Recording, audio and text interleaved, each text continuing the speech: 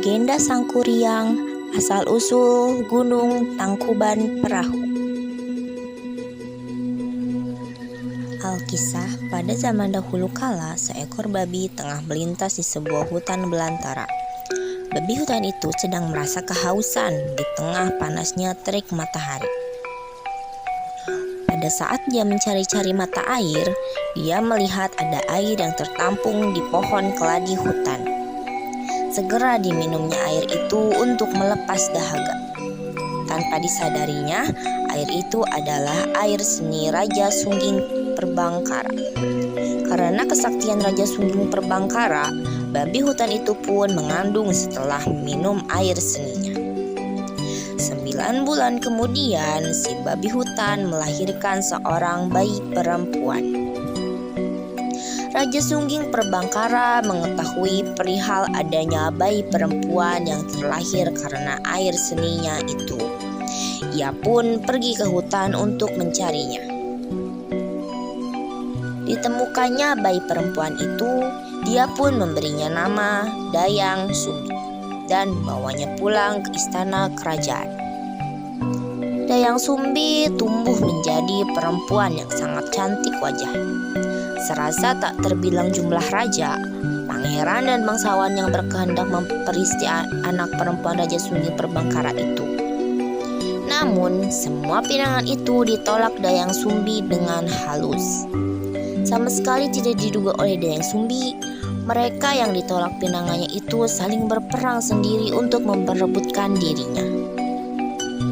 Dayang Sumbi sangat bersedih mengetahui kenyataan bahwa para pangeran, raja, dan bangsawan yang ditolaknya saling melakukan peperangan. Dia pun memohon kepada Raja Sungging Perbangkara untuk mengasingkan diri.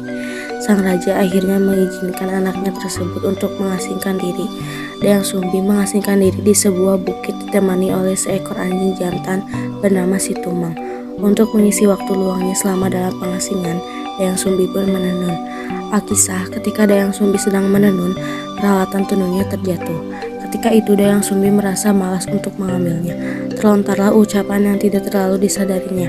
Siapapun juga yang bersedia mengambilkan peralatan tenunku yang terjatuh, seandainya itu lelaki akan kujadikan suami. Jika dia perempuan, dia akan kujadikan saudara. Tadi sangka Situmang mengambil peralatan tenun yang terjatuh itu dan memberikannya kepada Dayang Sumbi. Tidak ada yang dapat diperbuat Dayang Sumbi selain memenuhi ucapannya. Dia menikah dengan Situmang yang ternyata titisan dewa. Situmang adalah dewa yang dikutuk menjadi hewan dan dibuang ke bumi. Beberapa bulan setelah menikah, Dayang Sumbi pun mengandung dan melahirkan seorang bayi laki-laki. Dayang Sumbi memberinya nama Sangkuriang. Waktu terus berlalu.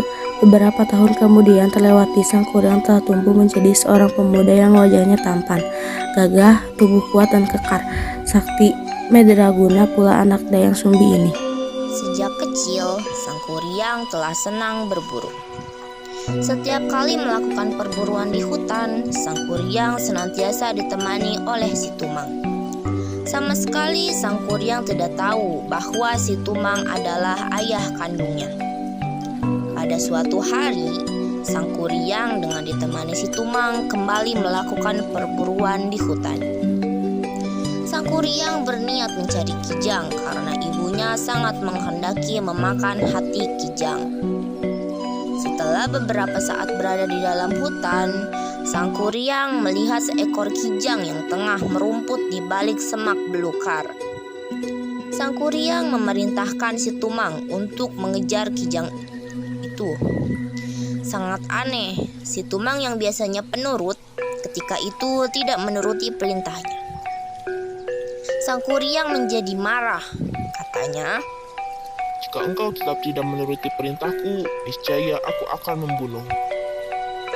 Ancaman Sangkuriang seakan tidak dipedulikan Situmang. Karena jengkel dan marah, Sangkuriang lantas membunuh Situmang. Hati anjing hitam itu diambilnya dan dia bawanya pulang ke rumah. Sangkuriang memberikan hati Situmang kepada ibunya untuk dimasak. Tanpa disadari, Dayang Sumbi bahwa hati yang diberikan anaknya adalah hati suaminya. Dia kemudian memasak dan memakan hati itu. Maka Tak terperikan amarah Dayang Sumbi kepada Sang Kuryang ketika dia tahu hati yang dimakannya adalah hati si Tumang. Dia lalu meraih gayung yang terbuat dari tempurung kelapa dan memukul kepala Sang Kuryang, hingga kepala Sang Kuryang terluka.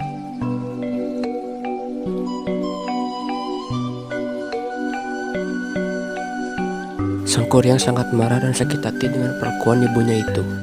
Menurutnya, ibunya lebih menyayangi si Tumang dibandingkan dirinya. Maka, tanpa pamit kepada Dayang Sumbi, Sang Kuryang lantas pergi mengembara ke arah timur. Dayang Sumbi sangat menyesal setelah mengetahui kepergian Sang Kuryang anaknya. Dia pun bertapa dan memohon ampun kepada para dewa atas kesalahan yang diperbuatnya. Para dewa mendengar permintaan Dayang Sumbi. Mereka menerima permintaan maaf itu dan mengaruniakan Dayang Sumbi kecantikan abadi. Sang Kuryang terus mengembara tanpa tujuan yang pasti. Dalam penggembaraannya, Sang Kuryang terus menambah kesaktiannya dengan berguru kepada orang-orang sakti yang ditemuinya selama penggembaraan. Bertahun-tahun Sang Kuryang mengembara tanpa disadari dia kembali ke tempat di mana dia dahulu dilahirkan. Sang Kuryang terpesona dengan kecantikan Dayang Sumbi yang abadi. Dia tidak menyadari bahwa perempuan cantik yang ditemuinya di hutan adalah ibu kandungnya sendiri. Hal yang sama terjadi juga pada Dayang Sumbi yang tidak menyadari pemuda gegah yang sakti itu adalah Sang Kuryang anaknya. Karena saling jatuh cinta, mereka merencanakan untuk menikah. Sebelum pernikahan dilangsungkan, Sang Kuryang berniat untuk berburu. Dayang Sumbi membantu Sang Kuryang mengenakan penutup kepala.